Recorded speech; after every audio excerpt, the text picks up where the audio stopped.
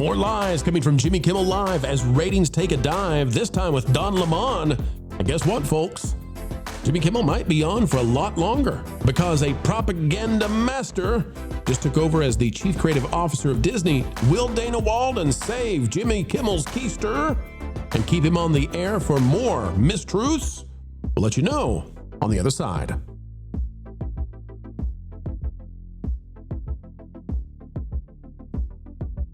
Hello, folks. It's a fine kind of day, and we're happy that you found your way to us. If you're not yet a subscriber, consider clicking the button. Also, like, share, and drop a comment down below where we're paying attention to you as we dive into Jimmy Kimmel's latest. Get ready, folks, because the ratings for late night have been ravaged. We'll go through the receipts. Don't miss any part of this expose. You know, it just doesn't get better than this pairing. Don Lemon, the Lemonator, former CNN guy who's been arrested now by the DOJ and charged with all kinds of bad stuff for storming a church. Where could he go? Oh, where could he go but Jimmy Kimmel to find sanctuary? Nobody stormed their show, but it wouldn't have gone so well. But Don Lemon went to Jimmy Kimmel. Of course, Jimmy Kimmel, a Disney dude. He's late night, not funny, but Dana Walden, the new chief creative officer of Disney, keeps Kimmel around. And here's what they're clowning around. Here's the propaganda from Jimmy Kimmel the other night. And on January 18th, is that correct? You were covering a protest at a church in St. Paul, Minnesota, an anti-ICE protest. Apparently there's a pastor at the church who's also a local ICE official, which is, I think, just as Jesus would want. And I think Jimmy's nervous. I've never heard him be nervous before, but I think his voice is wavering. He's either nervous or he's going to cry again. Listen to the warble, if you will, in his voice. Which is, I think, just as Jesus would want. And I believe we have some B-roll. Protesters interrupted the Sunday service, and you followed them in. You interviewed various people in the church, and afterward, well, you were arrested. Now, first I want to ask you. Now, question to the panel. I don't believe that that's actually how this happened. I don't think that Don Lemon followed a group of protesters in. Is that right, Marv? No, he should show the image of when he shows up at the protest and kisses the organizer on the cheek. Clearly, he's in on this from the beginning. He's a part of this. He is there as the propaganda wing of this. He was not some independent journalist who was on the ground reporting. So yet again, you're saying that Jimmy Kimmel is no friend of the truth. Correct. Okay, let's go to this real quick. Folks, this is Don Lemon. Let's just see if Jimmy Kimmel had it right. This is Don Lemon before he goes to the church. Let's see how this plays out. Here we go. To Minneapolis a little bit ago and did some reconnaissance on the ground. I'm speaking to an organization there that's gearing up for resistance and protest. I've been pleasantly surprised to see the community coming together. Diverse community. If you see this, when we first pulled up, we're like, wait a minute, which operation are we at? And as it turns out, because we're like, well, this is kind of MAGA coded, right? So the American flag or whatever, but these are resistance protesters. They're planning an operation that we're going to follow them on. I can't tell you exactly what they're doing, but hang on. Listen again. Now, I know how ridiculous it is, but just listen. Coded, right? Garbage. So the American flag or whatever, but these are resistance protesters. They're planning an operation that we're going to follow them on. I can't tell you exactly what they're doing, but it's called Operation Pull Up, and it's Sakima Armstrong, and she has been doing this since George Floyd, Dante Wright, and others, where they surprise people, catch them off guard, and hold them to account. And so that's what we're doing here. And then after we do this operation, you'll see it live. And these operations are surprise operations. Again, you can't tell you where they're going. Huh. I love it. I love it when they say that the American flag is a propaganda tool. It's just so funny to me. Like when all those pixie dusters went after Disney when they did Soarin' Over America, and they didn't like it because it was pro-America. Like, y'all need to give up on whatever that nonsense is. Go to another country if you hate this one so much. So Jimmy Kimmel, who lied about Charlie Kirk and was just about fired for it, but then Hollywood came in and saved the day. They can't save their careers, but they can save Jimmy Kimmel. He's back on the air. He's uncancelable. And yet again, he brings on his friend, Don Lemon, and he lies to the American people about the DOJ. Completely and utterly lies. We know that Don Lemon did not just follow in an organization into a church where a gentle protest happened. This was planned. This was coordinated. He said, we're going to cover it live. Can't tell you where we're going, but we're going. And here we are with ABC, a.k.a. Disney, under the watchful eye of Dana Walden. That's Kamala Harris's best buddy, who's now the chief creative officer of Disney, allowing this to take place, allowing this to happen. We'll play a little bit more of it. I want to get the panel's thoughts on this, but specifically now, folks, we got to wonder, since Dana Walden is going to be the CCO of Disney for the next at least 6 years, 5 years, I'm thinking now Jimmy Kimmel may be on the air for all of that time, and propaganda may continue to flow from the house of mouse that Walt built. Is there a difference between whether those protesters had the right to go into a church and whether a credentialed journalist like yourself had the right to go in and cover them going into the church? Well, listen, obviously I'm in the... I wonder who credentials, who credentials Don Lemon? Point of protest, he does not work for a news organization. He has a YouTube channel. Huh. He doesn't even have a whip? Okay. Yeah. So apparently, anyone can just go to these things now and be given freedom of the press, despite not actually writing for an outlet.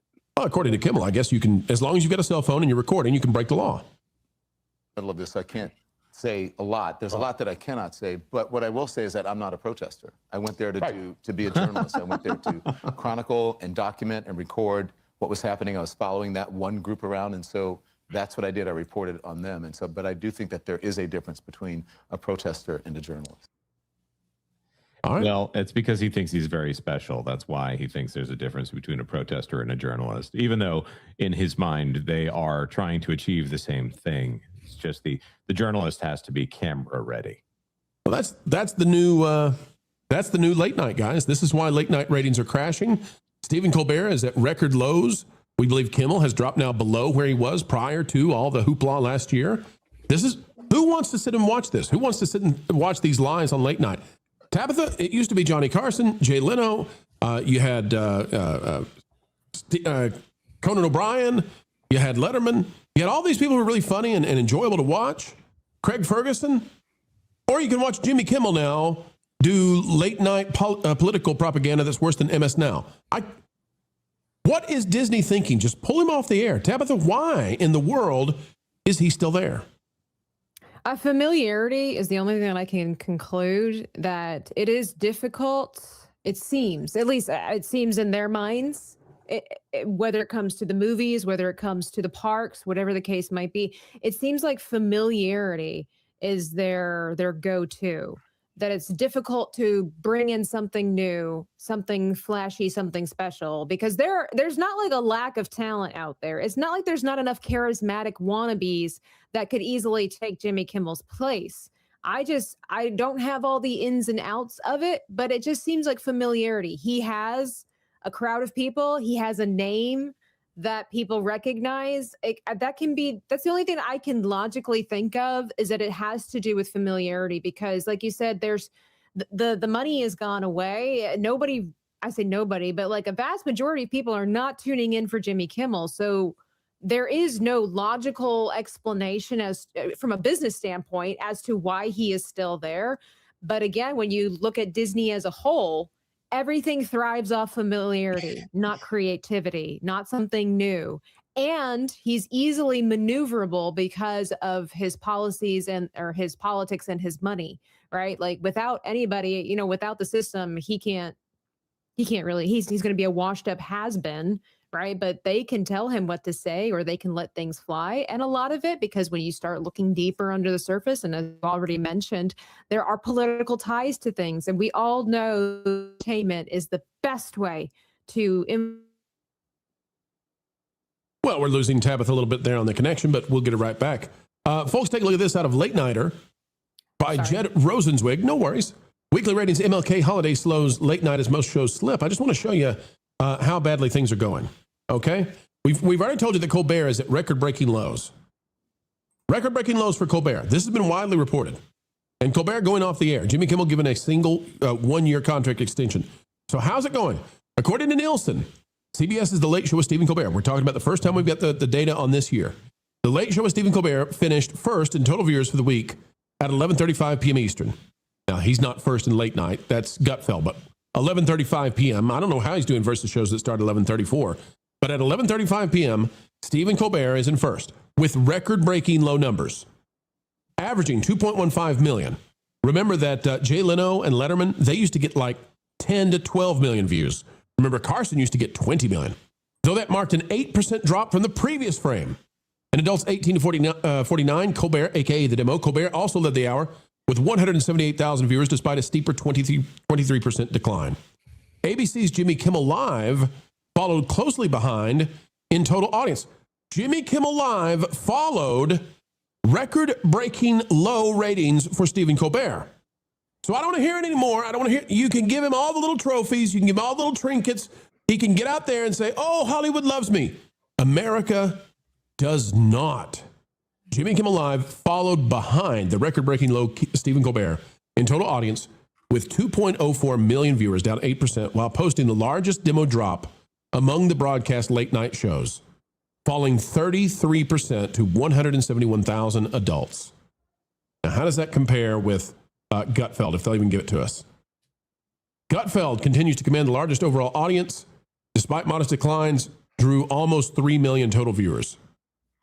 Almost 3 million viewers, with 193,000 adults in the demo on Fox News, which you all know, cable news is geared towards an older crowd.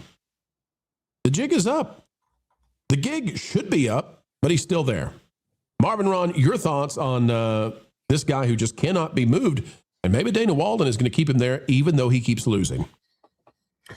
I'm still a little flabbergasted about Don Lemon saying that he was a journalist. I kind of lost it.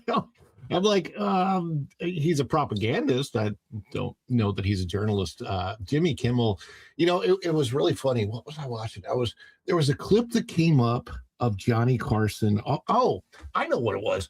I was trying to find, I know this is going to sound like I'm going off on a tangent, but I was trying to find Ellen Green from Little Shop of Horrors singing something the other day. And in the YouTube, the clip came up of her first performance on The Tonight Show with Johnny Carson. And I was watching that going, wow, it's amazing how these shows are so different than what they used to be. A late night show used to be some making fun of politics, both sides of the aisle, then a lot of entertainment. You'd have the guest celebrities on. They would talk about their latest project, what they were doing. Sometimes you would have like Chevy Chase and somebody going back and forth between them, like not liking each other or whatever. It was funny. It was entertaining, and it was what you wanted to watch to settle down right into bed at the end of the day. None of this is that. I can't imagine anybody watching any of these shows for entertainment. I am flabbergasted that they even get 1 million viewers a night. It's just they're just awful. And obviously, when it comes to stuff like this, they're very much presenting one side of a very political issue, and it's not about entertainment. And it's not entertaining, and it's time, for this to be off the air. The other thing I'll add as we get ready to wrap this particular topic, panel, did you all see Kermit the Frog on with Jimmy Kimmel? Did you see that? No. Jonas, did you see Kimmel with the Frog? I saw that it happened. Yeah, we talked about it on That Park Place on Friday. That was supposed to be like what late night used to be, right? Kermit the Frog actually hosted Johnny Carson's show for like a couple of days back in the day in the 70s.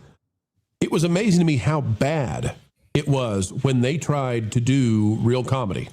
When they tried to actually be funny, couldn't do it anymore. Yeah, you're not supposed to see the seam. You're supposed to see these as actual living things. When you're seeing a Muppet, it's supposed to be that you forget that it's a puppet at times, and then the joke is where you're reminded that it's a puppet. They've lost it to the point where you can't see anything other than what it actually is, which is a dude manipulating felt and trying to do an impression of Kermit the Frog. And it's a similar thing with Don Lemon. It's a man trying to manipulate facts and pretend that he is authentic. I actually wonder about Don Lemon's mental health when I see the way that he handles situations like this. So. Well, I just want to play this briefly because I want people to know, like, I'm not sure they can be funny anymore. I'm not sure they can actually be comedic at all. Like, maybe he has to have somebody like Don Lemon there because maybe they've forgotten what it means to just be fun for the evening. I must say, you picked a great time to come back to television. Things are going really great. Oh, well, I don't know if I detect some sarcasm there, but, you know, we kind of think it is always a good time for singing and dancing and trying to, you know, bring a smile to people's faces. I agree with you on that. And your show had been off the air for, now, were you guys suspended? Well, no, that's not quite what happened to. And the laugh track is terrible. Were you guys suspended? Oh, like, geez, Louise, it's worse than a 90s sitcom. Not funny. It's because entertainment has been infiltrated by politics. Mm-hmm. And yes. So the only thing that they have now to make entertainment interesting, it's a full circle. Entertainment, as we know, has gone downhill as a creative outlet. But they still need to maintain the facade that Hollywood is alive and thriving and still keeping people on, again, with the familiarity of Jimmy Kimmel and all these different people. And so what is the hot topic? What gets people going? What gets an emotional reaction from the audience anymore since they have tapped out on creativity? Politics. Oh, let's laugh at politics. Meanwhile, let's also use the propaganda to, under the guise of entertainment, to sway the masses, because that's the other thing too, where the values of American values are no longer valued in Hollywood. Everything is anti-marriage, anti-nuclear family. Everything is about race and whatnot. So you mix all that together, the only thing left for people to laugh at anymore. And you'll see this even with conservative comedians, and it's not necessarily a bad thing, but if you notice that the hot topics for comedians are always about race, gender, and politics, because that is what has infiltrated our entire lives anymore. People that are even just influencers on Instagram, from the smallest to the greatest, there's always going to be a reel in there that has something to do with politics, gender ideology, stuff that nobody, I mean, we've always been talking about politics, but like everybody said, there was a line drawn between your entertainment and your politics. And you did have some moments, like you said before, where late night would mention silliness, but it wasn't necessarily always a biasness, right? Like, there is a clear evidence and documentation where this is one-sided humor, one-sided sense of humor. But when we have our world falling apart, and when I say world, I'm just saying America as a whole, when you have problems where people are mugging each other in the street over differences of opinions, over people who are not even supposed to be here, but then you promote that within entertainment, family-friendly entertainment, you've got a serious problem on your hand. And in a way, I would almost say there's no going back from that for these people, because that's all they have left in their pockets, is to include politics, because that's what everybody's talking about. And put another one in the can, folks. A video of excellence has been birthed into existence, and you were there to witness it. Thank you for participating. We hope you had a good time. Folks, it's a great time anytime we get to share time with you, and we mean it. The only thing additional we ask, on the way out the door, consider clicking the like button. Share, subscribe, click it and stick it to those pesky algorithms. It is the notification bell. Drop a comment down below. And oh, by the way, if you would be so kind, perhaps share this out on your favorite social media platforms. Folks, we've got all kinds of content coming your way. If you are interested in going even beyond all of that, well, there's a pro store, and you can always find those items directly below the video you're watching. The pro store, it's a cool place to check out for items that, well, definitely Disney and the rest are not going to sell you, but we're happy to do so. Until the next time, keep learning, keep growing, and as always, keep having fun.